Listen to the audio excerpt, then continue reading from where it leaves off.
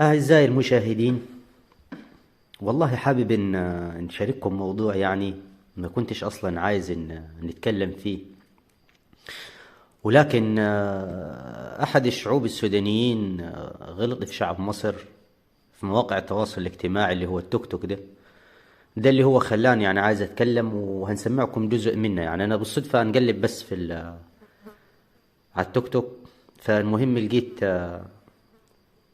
مشاركة لايف، رحت داخل الله لقيت واحد مصري، واحد سوداني شغال يغلط على الشعب المصري ويقول لهم أمكم رقصات وأمكم مش عارف ايه.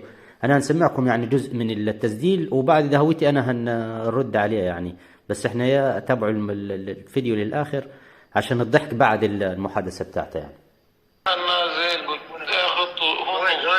في المصريين، خلونا في ولاد الرقاصة، خلونا من ديل ده نحن بس.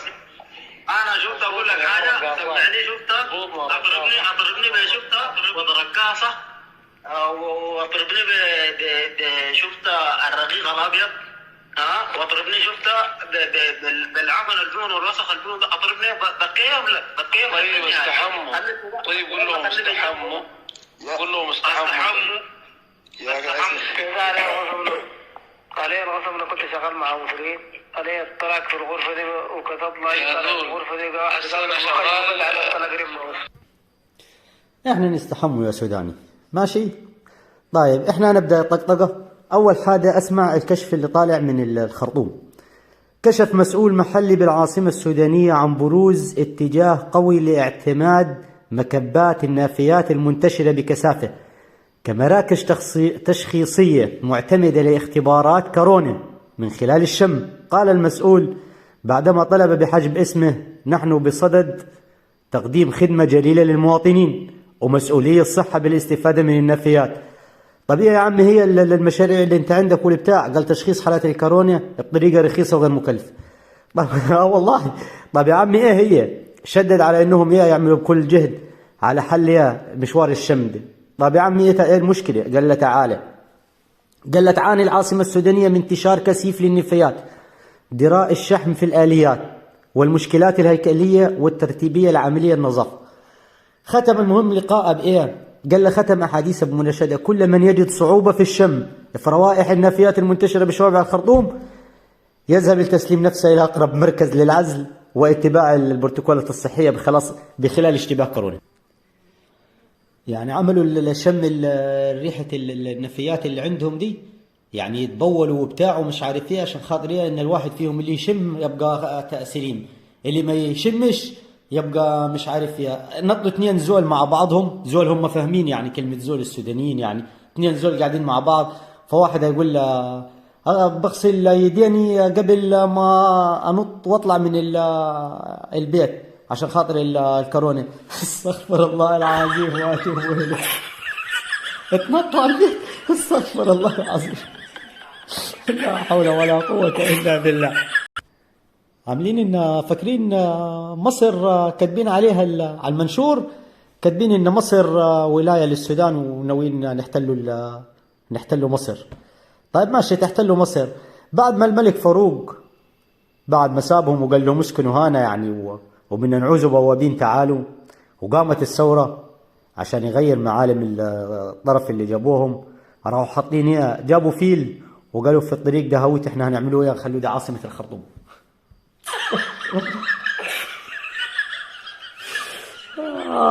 هتغير الطريق وين؟ من الحدود باينة. استغفر الله العظيم واتوب اليه.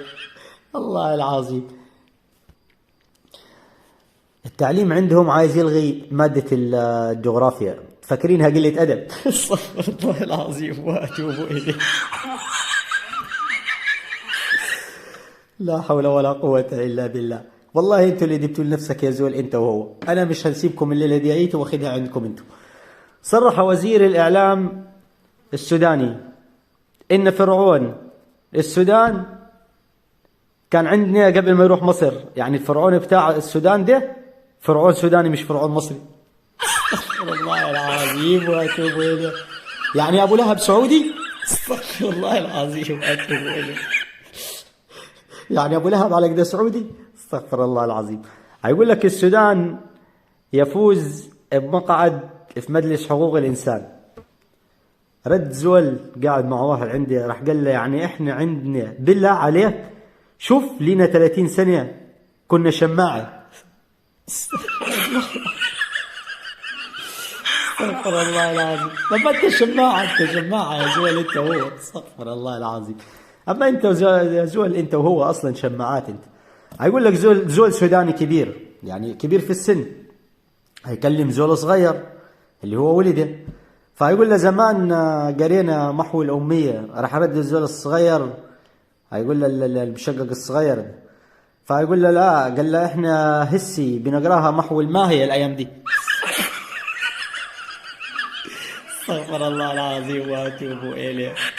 محو الماهية يا زول، لا حول ولا قوة إلا بالله. الزول اللي لا يفهم ده اللي هو طالع يتكلم على المصريين، اللي أول ما فكروا يعملوا ثورة كان صوت المرأة ثورة. الله عليك يا زول. استغفر الله العظيم واتوب إليه. شوف الصورة، شوف. الله العظيم الثورة عندكم بالله عليك كانت ثورة مرأة. أول ما فكر يعمل المظاهرات عملوها في الحيطان عشان كتبوا عليها يسقط، بس هو الرئيس داوية طيارة هيسقط. استغفر الله العظيم واتوب إليه. استغفر الله العظيم. والله شعب غبي. أول ما قامت الدف في بداية الثورة يقول له إيه متطلباتكم؟ إيه متطلباتكم في الثورة؟ راح قال له حرية، قال له طب وإيه تاني؟ قال له وسع المجال. استغفر الله. استغفر الله العظيم واتوب إليه. هيقول له أنا حررت الفقشة بالدراع، الدور عليك إن أنت تحرر حلايب وشلاتين بالمفاوضات. الله أكبر. استغفر الله العظيم. هي حلايب وشلاتين دي مصرية ولا سودانية يا زول؟ روسيا وإيران تجهز لم السودانيين دول كلهم بشعبهم وناويين يحطوهم في سلة الزبال. والله العظيم.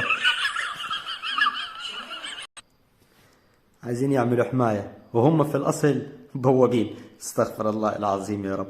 أول ما حبوا يعملوا انقلاب راحوا رامين حجارة في الطريق عشان عايزين على الأسفلت وسموها فوضى حرية شعب. استغفر الله العظيم. حرية شعب يا زول انت وهو، لا حول ولا قوة إلا بالله عليك. فاكرين استغفر دقيقة يا جماعة، فاكرين ان السعودية وقطر والإمارات عايزة تستثمر منهم، راح طالع زول عمل فيها كبير البوابين ده وراح قايل لا للصلح لا للتفاوضات لا للسلام، فاكر نفس المتحدث للأمم المتحدة. فتوبوا إليه. راح طلع له أمير خليدي بشوية دراهم فلوس يعني، راح قال له ارجع لمهنتك الأولانية دي، هي بواب. لا حول ولا قوة. عملوا صندوق تبرعات من دول الخليج ومصر يعني، وراحوا كاتبين عليه سموه انتخابات 2020 للسودان، بيلفوا حواليه عشان يطلع فلوس. يا حمار، ده كل ده شعب عربي. استغفر الله العظيم. كل الشعب العربي يعرفكم انكم مبوبين. استغفر الله العظيم يا رب واتوب اليك. لا حول ولا قوة الا بالله. جابوا وزير الثقافة والاعلام، عايزين يعملوا قنوات فضائية يعني زي قناة مصر والسعودية والامارات والكويت وقطر والدول العربية عامة يعني. راح مطلع سهم من وراء دهويتي وعايز يضرب التلفزيون عشان خاطر يغير القناة السودانية. ابو والله لو خبطها هتلاقي الشعب المصري طالع يضحك عليكم، ما تطلع القناة بتاعت مصر هتلاقي مكتوب عليها القاهرة والناس. استغفر الله العظيم واتوب اليه. والله انتوا اللي خليتوني نويت ان نصب عليك يا زول انت وهو، من انا لقيتكم في الشات، وكل ما اجيبوا سيرة الشعب المصري لكم عندي فضايح يا زول انت وهو. استغفر الله العظيم واتوب اليه. استغفر الله العظيم. ما اخذت منكم غير تركبة الذنوب يا اخي، منك انت وهو يا اخي. مالك انت ومال الشعب المصري؟ انت طالع يعني انت حاطين الشعب المصري ودول الخليج دي ان هي يعني طمعان فيكم، هتطمع فيكم ايه انت وهو، انتوا شويه بوابين انتوا، والله العظيم ثلاثه. استغفر الله العظيم، لا حول ولا قوه الا بالله. والى لقاء اخر برضه، لينا معاد ثاني يا زول.